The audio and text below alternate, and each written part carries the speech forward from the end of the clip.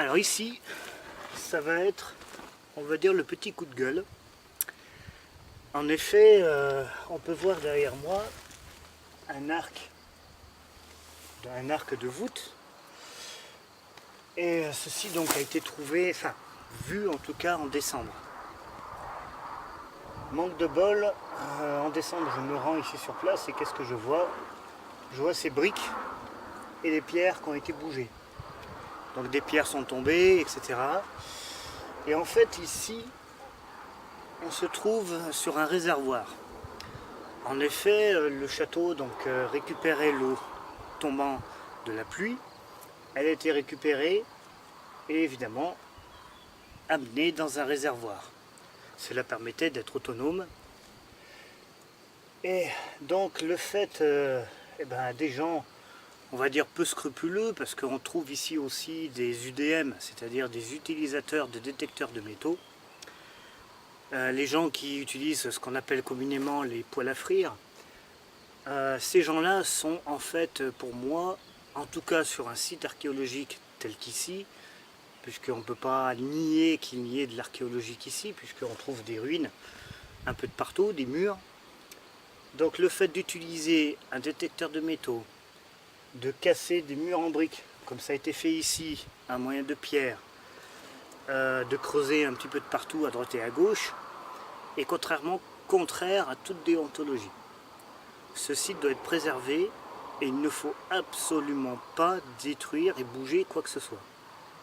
Donc je demande aux personnes qui me regardent actuellement, je sais que certains font des collections de monnaie, ils trouvent des très belles choses dans le secteur, puisque j'ai quelques personnes qui me communiquent des photos par exemple, mais on ne touche pas, on ne détruit pas. Ici ce n'est qu'un réservoir, donc un grand bac d'à peu près 2,20 m de profondeur et d'une hauteur de je ne sais combien. Ce n'est pas un souterrain, ce n'est pas les caves, etc., etc. Il n'y a pas de trésor à ce niveau-là, voire même aux autres niveaux d'ailleurs. Donc on ne fait pas n'importe quoi, on ne casse rien, puisque tout ce que vous démolissez, qui a pourtant tenu quand même depuis 1404, donc 600 ans, est perdu. Donc pour faire de l'archéologique, pour faire de l'étude convenable, pour que la compréhension du site, on ne touche pas aux éléments archéologiques de Montaille. Seuls des archéologues habilités, seules des prospections à vue autorisées par la DRAC par exemple, permettent de ramasser des objets, etc. Mais en aucun cas on se permet de démolir un mur comme ici pour essayer de voir qu'est-ce qu'il y a derrière. D'abord aussi ça peut être dangereux puisque la voûte peut très bien s'écrouler, on peut se prendre une pierre dans la figure, etc. Et ici je peux vous dire qu'avant qu'on vous trouve, si vous êtes raide par terre, il peut se passer 10 jours.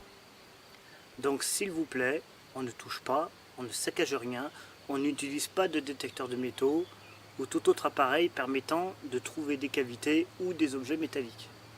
Si vous trouvez du métal ici, c'est enfoui sous 4 mètres de gravats, donc honnêtement, c'est même pas la peine d'essayer, vous ne trouverez rien.